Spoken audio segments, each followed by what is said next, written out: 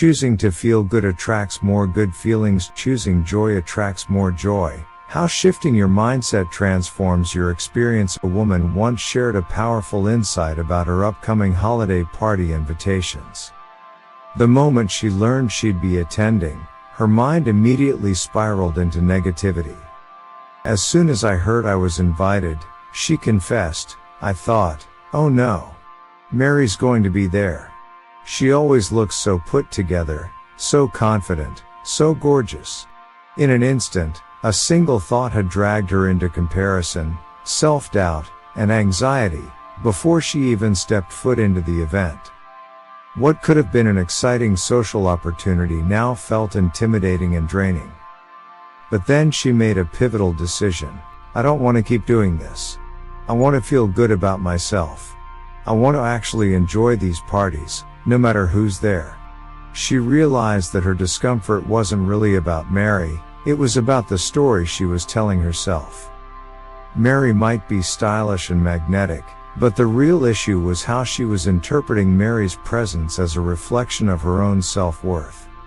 You don't have to dig up the past to feel better. It's easy to assume that our insecurities stem from old wounds or childhood patterns, and sometimes they do. But the truth is, you don't need to analyze every past hurt to start feeling lighter right now. You have the power, in this very moment, to shift your focus toward what feels good instead of what drags you down. And the best time to make that shift? Before you even walk into the situation. It's far easier to cultivate a positive mindset in advance than to try to course correct in the middle of discomfort. If you visualize the event going well, if you mentally rehearse feeling confident, open, and at ease, then when the moment arrives, you'll already be aligned with those emotions. The key mindset shift, sparkles, you can't feel good and bad at the same time. Sparkles, you can't focus on what you want and what you fear simultaneously. When you deliberately train your thoughts toward positivity before an event, the law of attraction responds. It brings you experiences, interactions, and emotions that match your energy. It really is that simple. We encouraged her to rewrite her inner narrative, to choose a story that felt empowering and true to who she wanted to be. Old story, I'm only invited because I'm someone's partner. No one really wants me there. I don't fit in, I don't know what they're talking about, and I always feel less than when Mary's around. I feel invisible, unattractive, and out of place. New story, my partner is respected at his company, and it's kind of them to include spouses. It shows they value connection beyond work. I don't have to understand everything to contribute. In fact, my fresh perspective might be a welcome change. Mary seems interesting and vibrant, maybe there's something to learn from her. I admire her confidence. I wonder where she finds those beautiful clothes. There's no competition here, just different expressions of self-assurance. Do you see the difference? This isn't about forcing fake positivity or ignoring real emotions. It's about consciously choosing where to place your attention. It's about finding a thought that feels slightly better and letting that energy expand.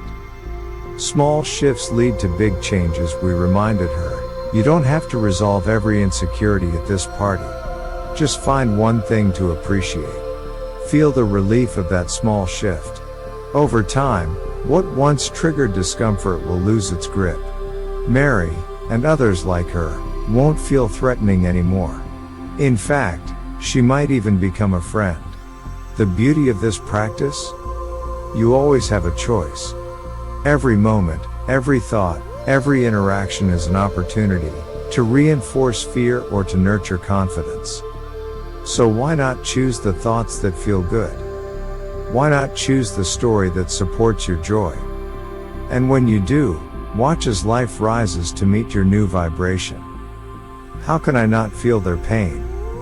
Our friend Jerry once shared a deeply personal insight. He said, "It seems like most of the discomfort I feel in life comes from seeing other people in pain." He wasn't talking about physical pain, but emotional suffering, struggle, hardship. Like many of us, he felt overwhelmed by the heaviness of witnessing others hurting. He asked, "How can I use the pivoting process to stop feeling so much pain about their pain?" It's such a heartfelt and honest question. And it's one that many caring, empathetic people struggle with.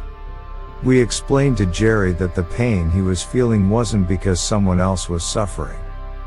His pain came from what he was choosing to focus on, specifically, the aspects of that person or situation that activated discomfort in him. That may sound surprising at first. Of course, if someone you love is joyful, it's easier for you to feel good too. But what happens when they're not? When they're stuck in sadness, anger, or despair? Here's the truth. If your emotional well-being is tied to someone else's mood or situation, then you're giving away your power. You're putting your peace at the mercy of external conditions that you have no control over. But you do have control over something incredibly important: the thoughts you think and the focus you choose. Every situation, every person, every moment has both wanted and unwanted aspects.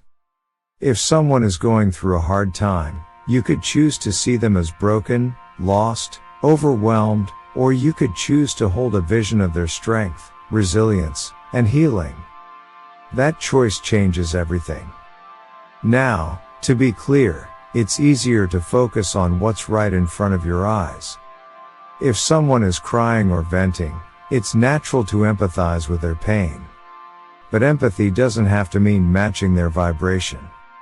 In fact, the most powerful way to love and support someone is not by joining them in their suffering, but by holding a higher vision on their behalf, even if they can't see it yet. We shared this idea with a mother who was worried about her son. He was going through a rough patch, and she said, "But if I stop focusing on his problems, won't he feel like I've abandoned him? Don't I need to be there for him?" We told her, there is no abandonment in focusing on the best parts of someone's life. There is great power in letting go of thoughts that bring you pain, because those painful thoughts don't help anyone, including your son. She realized that her constant worry wasn't helping. In fact, it was anchoring her to the very energy she wanted to help him rise above. When you hold an image of someone thriving, when you focus on their possibilities instead of their problems, you offer them something truly valuable, a vibrational path toward healing and empowerment. It doesn't mean you stop caring. It means you start caring in a way that's truly helpful. Because here's the deal, if you've been tending to your own energy, if you've practiced choosing thoughts that feel good, you'll be much more prepared to support others without being pulled into their emotional whirlpools. But if you haven't been caring for your own vibration, if you've been letting your thoughts run on autopilot, it's very easy to get swept away in someone else's negativity. You'll feel their pain as your pain. Not because you're absorbing their emotions, but because your own thoughts are tuned to a lower emotional frequency. This is the empowering part. You're not actually feeling their pain. You're feeling your own pain, created by your own thoughts about their situation. Let that sink in. When you realize that you can choose your thoughts, and that those thoughts create your feelings, you unlock something incredible: freedom. You're no longer at the mercy of what others are going through. You can witness their journey, send love and support, and still remain anchored in your own well-being. But if you believe that your happiness depends on someone else being happy, and if you also believe that you have no control over their happiness, then of course you feel stuck. That's the emotional pain Jerry was really describing, the feeling of powerlessness. The good news is, you're not powerless at all. You are powerful in the most important way. You can choose to focus on what uplifts. You can practice compassion without losing yourself in someone else's pain. You can be a lighthouse, shining steadily, even when others are caught in a storm. And from that place, you can offer real support. Not by absorbing pain, but by radiating clarity, calm, and love.